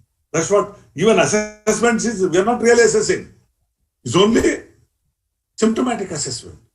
Real assessment is 360 degrees, where we should be in a position to observe the students throughout the year in various ways and where his talent is there, how he is in a position to acquiring, understanding, analyzing, and then he is in a position to apply those knowledge. That means students should be in a position to do something with what he has learned. That's what the real learning is. But unfortunately, that is missing, and the new education policy is trying to give that kind of a thing, and that is where the model which the school, yes, these are the kind of things where students should be in a position to involve with nature, know about the environment, where we are, all other science is nothing but observation. Everything we are learning from observing only, including our aeroplanes, how we have designed, what has motivated us. We know. Now we are talking about the emerging areas like artificial intelligence also. What is artificial intelligence? That is also again the huge data and studying the patterns. Everything is studying the patterns only. And that is where we should be in a position to come out with such a thing. And NEP is clearly pointing out, and they are giving, and they are taking into consideration the local skills also while designing the content, while using this. Also, they are talking about that. Therefore, there is a great responsibility on teachers if they are in a position to utilize the opportunity. Because ultimately, all of us, all the stakeholders, as she said, learning, who is responsible for student learning? It depends on many things, not only parents, school, teacher, environment, peer learning, and all these things. Society, what kind of society we want, will also decide what kind of education we want. That is what is. But ultimately, my request and by all as a teachers, we should remember that all along what we are doing, one thing which is bothering people like me is, we are all appreciating the talent, but downgrading the effort. What is required is, we have to appreciate the effort of the students. Not only the top 10%, the rest of the people also. The learning abilities, all of you know, differ from student to student. And we should start appreciating the efforts. Once that we appreciate the efforts, because there is an inherent talent in each of the students. And it's not like olden days. Olden days, we were talking about the IQ. We used to ask who is smart in our classroom. Now it is a stupid question. Howard Gardner of Harvard University has come out with a theory called multiple intelligence. That means if there are 60 students in a classroom, all the 60 are intelligent, but in their own way. One may be interested in music. I'm extremely happy. This school has a music, and music has a great qualities. A survey of Nobel laureates was done, and more than 60% of them are having a habit of music. And that is the greatness. That's the reason why in Stanford there is a course called Computers and Music. In fact, Manjul Bhargav, who is member of our National Education Policy, who teaches mathematics, is a field medal in mathematics. All of you know, is like compared to Nobel laureate. He has that. He eloquently raises how music has motivated him to choose as a mathematics as a subject. That is there traditionally. And even best universities now, Stanford, MIT, or anything, Oxford, everywhere, these combinations are there. And Santosh D's school is having music. That's what now the policy clearly says about this. That is what. Therefore, talent is there. Some student may be active in music, some may be in journalism, some may be in acting, some may be in become politics, some other thing. Therefore, world is very wide and talent is inherent. Each individual is unique. And the policy also, first sentence in the what are the principles of the policy clearly says we have to identify uniqueness of each of the individual, and we should be in a position to provide and make him a whole individual, holistic education, both culture, co-curricular, extracurricular, and other things as well. That is what school is. Once school is equipping, yes, he said more than 2,000 civil servants have come out from that school. Why? Because from the school days, they are connected. They know the importance. They know the life, what is life, how to become civil sons, how to become a responsible citizen. More than that, how to become a human being. That is what is required. And the policy clearly says, and this is the best example. This school is the best example. And our own Telangana and Andhra also, we have residential schools where a great work is being done. So we have to, and in the schools, we should learn the history, roots, whatever the subject is. Every subject has a history. History of chemistry, history of physics, history of archaeology, whatever it may. Therefore, that means what has happened, what are the major controversies, how the future is moving, learning from the past and know where we are staying, where we want to go, how to acquire those skills which can take to the 21st century. We are talking about 21st century skills like critical thinking and problem solving, the communication in any language, because policy talks about the power of the language and multilingualism, and then collaboration or working in teams, and creativity or imagination or innovation, and courage. Courage is not a bravado, it is a toughness to face the realities of life, both success and failure, winning and losing. These aspects are very, very essential when students are in a position to taught in an environment like the Petr had. They will be in a position to acquire these skills of how to receive success and failure, how to have the courage, how to have that equanimity. That is what is. And communication is very important. Similarly, critical thinking, problem solving, thinking how to think. And most of the students, when I ask a question, what are you doing? They will reply. When I ask them, why are you doing? They're not answering. But a system like the one which we are, the example which we have seen, that will make the students not only involve and know what they are doing and then why they are doing. That means thinking how to think. That's what students should know. What is that? They should be thinking, use them to choosing. Thinking, use them to a capacity to judge which is good, which is not good. What to be done, what not to be done. That's what children should wonder. They should wonder and remember. They should have an environment where they should see the nature and learn everything. That is what is happening here.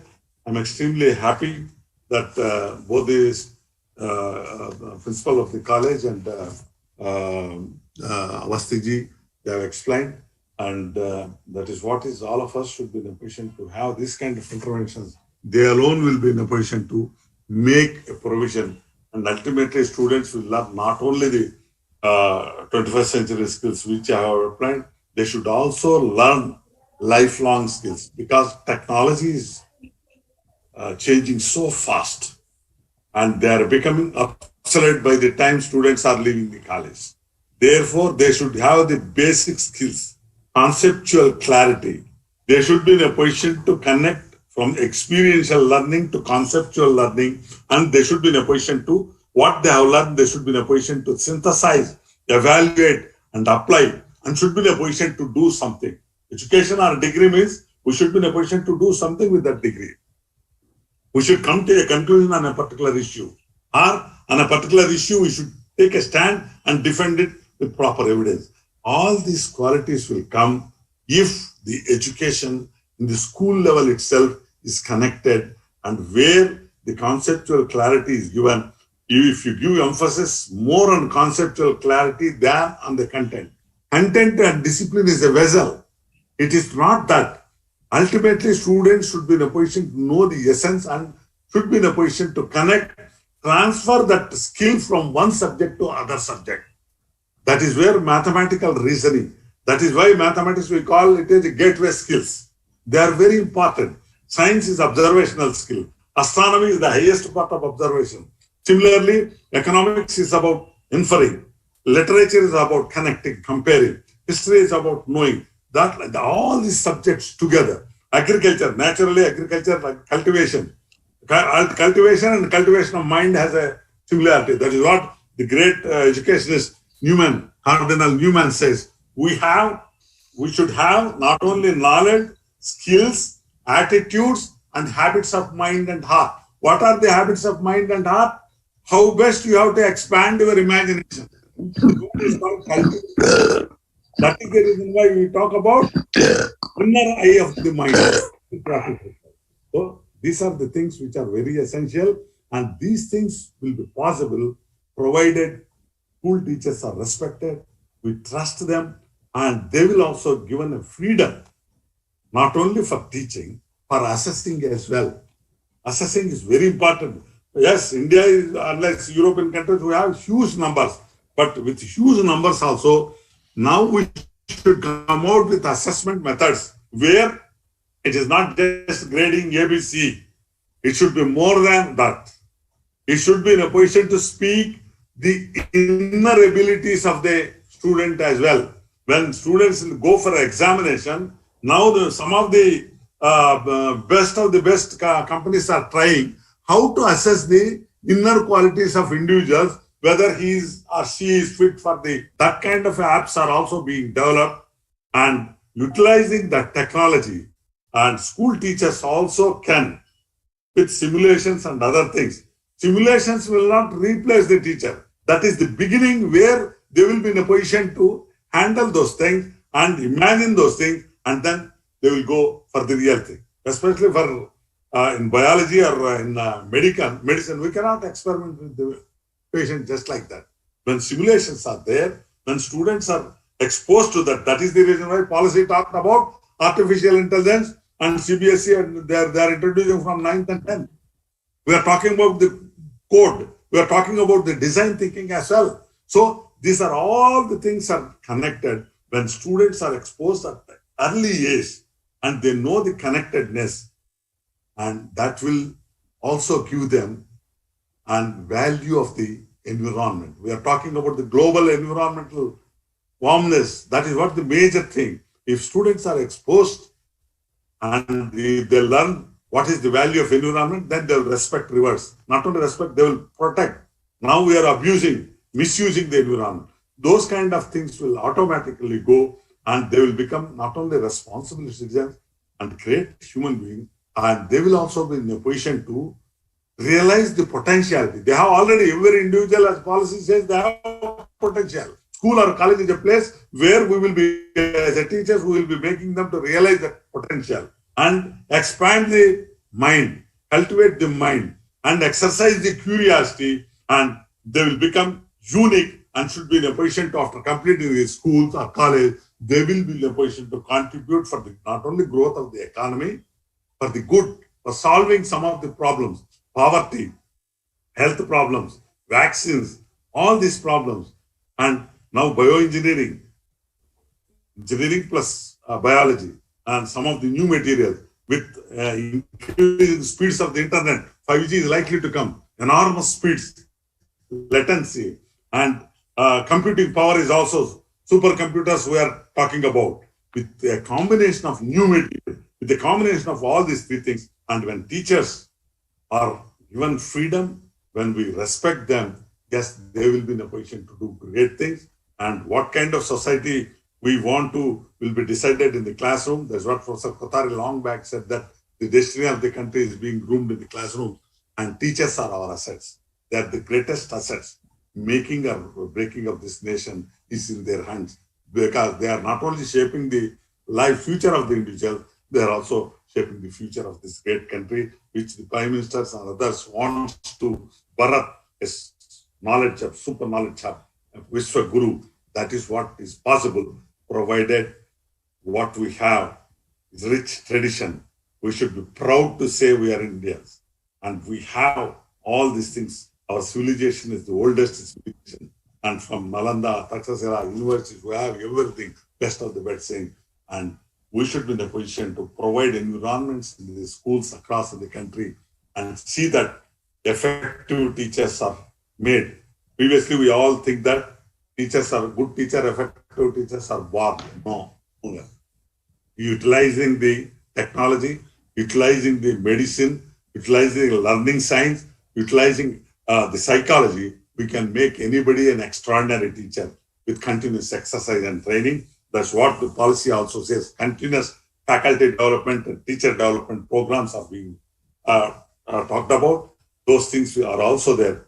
I think there's a right environment in the country. All of us together, because this policy is not government policy, it is policy for all of us. We should be in a position to make it success. It is already on. I think this program of learning and assessment is very crucial thing. Again, I close saying that ultimately assessments are very, very vital. Ultimately, we have each school should have its own culture of having this kind of environment. And yes, we will be in a position to have, yes, we can, in the next 20 years, how the policy is aiming at. By the time we are 100 years old with independence by 2047, I think we should be in a position to make the country #1 super knowledge power in the world.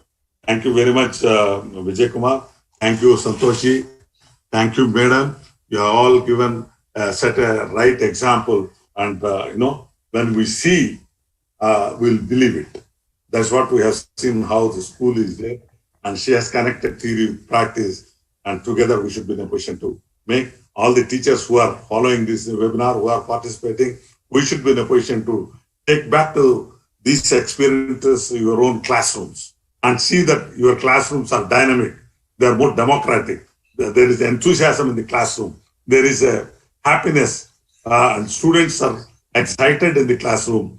And once you make the classroom dynamic and active, I think everything is taken care. With these few words, I once again wish all of you, may your efforts be and may your future be bright, caring, green, and full of hope. Thank you very much. Thank you, sir. Thank you, Dr. Lakshminarayana Garu, for your concluding remarks and all. And now it is an open session for question and answers. We have 10 minutes time. And now I request the resource persons be available. And you can post the questions on the chat box, or either way also you can ask directly. You can ask.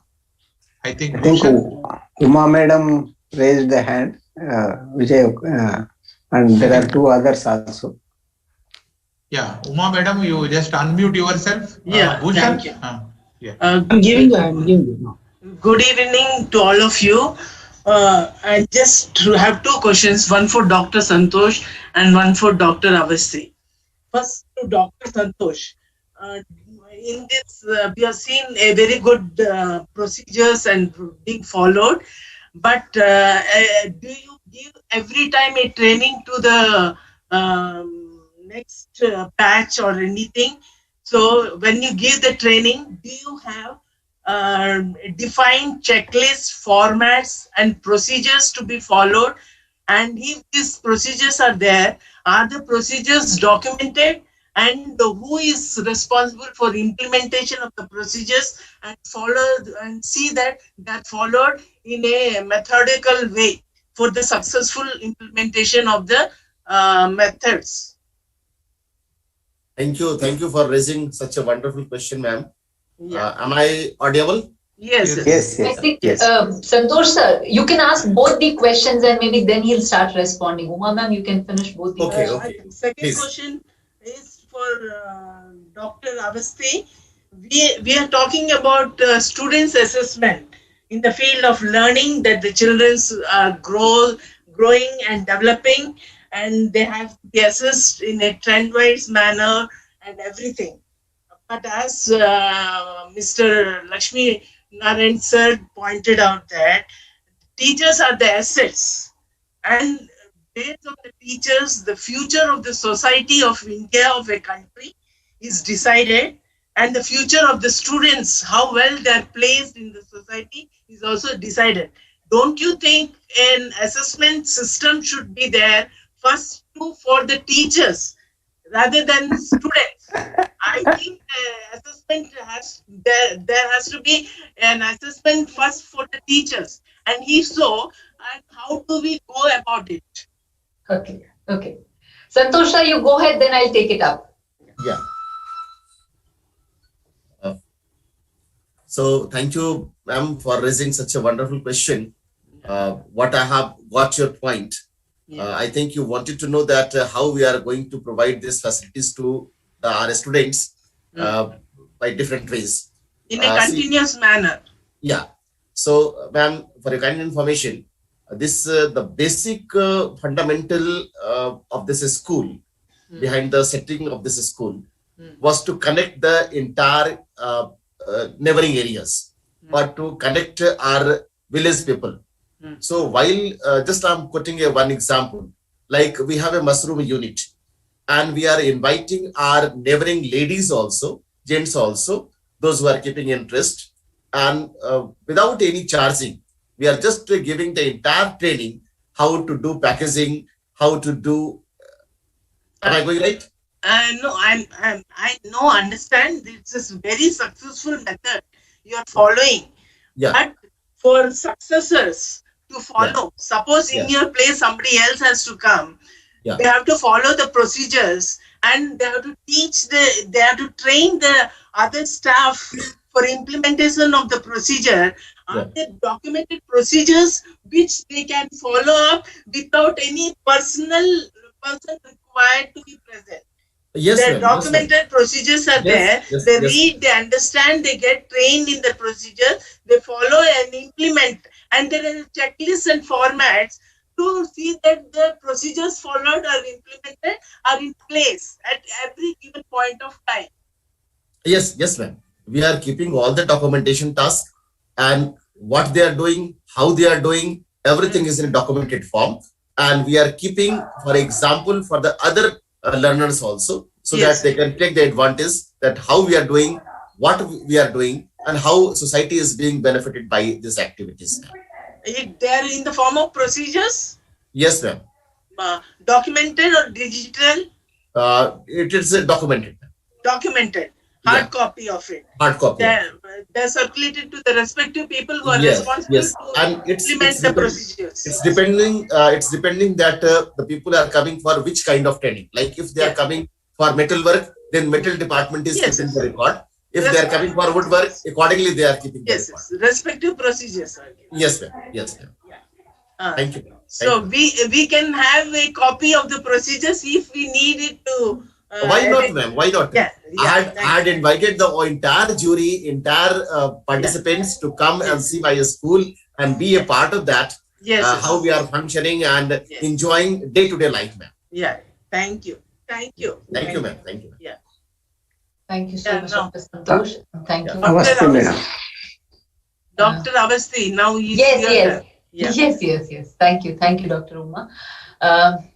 Firstly, yes, I agree with you that teachers also need to continuously update themselves. I think long back, Rabindranath Tagore wrote, for a candle to be lighting, it needs to keep itself burning. And therefore, for a teacher to be teaching, should continue to learn. So, in fact, there's no doubt in that, and everybody sitting here would agree. Now, coming to the second aspect, should there be assessments for teachers? If it is assessment as learning, yes, I would go for it. If it is assessment of learning, of teaching, I would not support it. For a simple reason, I'll give you examples for it. And this is not to say that we shouldn't have assessments. This is simply to say assessments as a measure of classifying people. What I have learned in my small journey as a teacher is a teacher teaches best not because of the fear of assessment. A teacher teaches best because of the trust that you place on the teacher. And every time you tell a teacher that you are changing the world, that is the passion that a teacher, that is the passion that makes the teacher actually change the world when she enters into the classroom. And this is, I'm not saying this about this, Professor Krishna Kumar in his book on colonizing India, he writes about it, and he tells, he begins with an incident. a small incident where children were taken on a visit to a museum, and he talks about how gradually, like Santosh sir was talking about his Gurukul system, how he says gradually the entire Gurukul system has kind of got disintegrated in the nation. And then he mentions that how the prestige that a teacher once had has totally kind of gone. I'll come to your point, ma'am. Let me make a point. He talks about that earlier the teacher was trusted, respected. The teacher drew his respect and even his livelihood from the community. So the teacher felt responsible for the community, and that made the teacher, everybody revered the teacher because everybody felt that it's the teacher who builds the society. And therefore the teacher was not just a teacher in the school or in the Gurukul. The teacher was a teacher outside everywhere for his entire lifetime. And therefore the teacher lived up to that expectation. We moved from the community supported school system, education system, to the monarch or the authority or the power supported school system. When the power supported school system, when the kings started supporting, still it was little different because the kings also had the teachers on the highest pedestals in their own kingdoms. And therefore still that reverence continued. But when from there also the entire education system shifted, and then it was the government who owned up the education system. So now the community did not have any ownership of the education system, and based on what the teacher got as a remuneration from the community, which was not more in terms of cash, but it was more in terms of kind. When I say kind, it was more in terms of the respect and the intimacy that the community had with the teacher, which totally kind of got finished with the government owning of the school system. And therefore the teacher only became an employee of the government, like a bank cashier or like anybody else in the government system. A teacher became an employer. So when a teacher became an employer, it so happened that now my answerability or accountability is to the government or the system that appoints me, and not to the child that I teach or to the community that I'm responsible. And therefore, the teacher tried and continued to do all that the government or the administration or the bureaucracy asked the teacher to do, but not what the children requires in the classroom. I'll come to your point. I'll come to your point before you interview. Now coming to what you are saying. And therefore, in such a system where the accountability is to the system and not to the school or the children, where we have no mechanism that looks into the accountability for learning, even if we have assessments placed for teachers, what would happen? That assessments would once again answer the administration only, may not be the teachers. And that has happened in higher education with the API, Academic Performance Index, that coming up in higher education. We saw that overnight, teachers started publishing journals, places like Meerut and in places in Bihar and UP, and started publishing books. And what quality of journals started coming up in the country, we know, because API came up.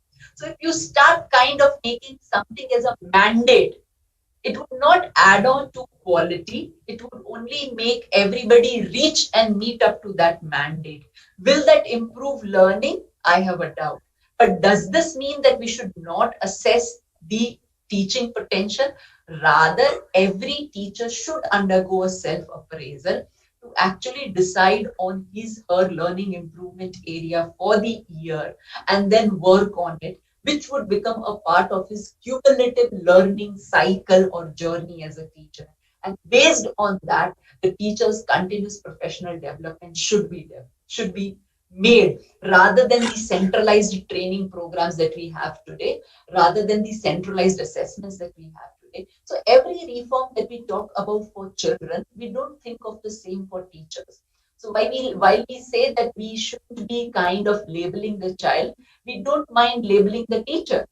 And we feel that accountability should be very fixed, and we are somewhere very kind of keen on fixing the teacher and the responsibility. I feel rather than fixing, it has to be trusting and supporting the teacher so that the teacher is able to give his or 100%, because you don't teach because you are paid for it. Teaching is a process of transformation, and you cannot transform just with the money that you are given. This is not a banking business where you come up with a check and then I encash the money and give. Transformation requires involvement of the heart. And involvement of the heart happens when you trust people, when you support people, when you encourage them, when you tell them that we are with you and we want you to perform. That's what improvement, not simple assessments. That's my answer to you. Yeah, I think we will switch on to next question, please. We are a shortage of time. Quickly, that any few more questions, please. Bhushan? V. Srinivas. Srinivas is there. And Srinivas Vishwanath. V. Srinivas. Yeah. Good evening, Dr. Vijay and CP sir and other dignitaries on the webinar. This is Dr. Srinivas, and I have a question to CP Madam. Yes, please. Yes, please. Yeah, for a moment, just I am taking you from the jargon discourse to pose my question. Let us juxtapose this assessment for learning in academics with the naturalistic styles of learning of cultivation or farming from an illiterate father. A child learns farming methods and cultivation techniques from an illiterate father without any kind of assessment. And we are appointing teachers after acquiring certain amount of knowledge in the schools. Then why the teachers are unable to transfer their knowledge to the students without any kind of this formal methods of assessment?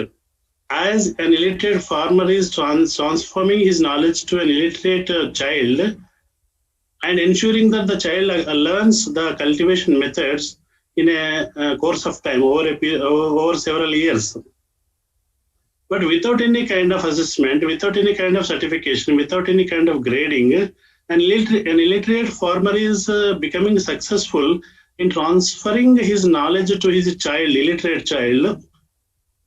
And why can't, and how we can really extrapolate the same kinds of learning styles and assessment styles in our classrooms?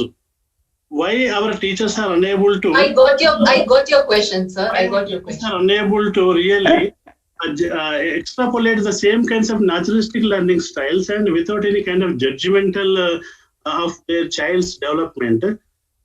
And the illiterate farmer is successful. I got your question, sir. I got your question. Our educated teachers are not so successful to transfer their knowledge to students. Can we really transfer this kind of knowledge to the students without any kind of this kind of diagonal assessment techniques? Okay, thank you. Only 2 words for your question's answer. One is exposure, second is practice. The teacher is not exposed to the practical skills, and the teacher has not practiced them. For a farmer, that is his life, right? So the farmer has grown with it. Farmer is exposed to that environment, and therefore the farmer it's his everyday practice. Yeah. And therefore only 1 or 2 questions. So the farmer is actually able to teach that kind of, and the child is able to learn through practice and through observation.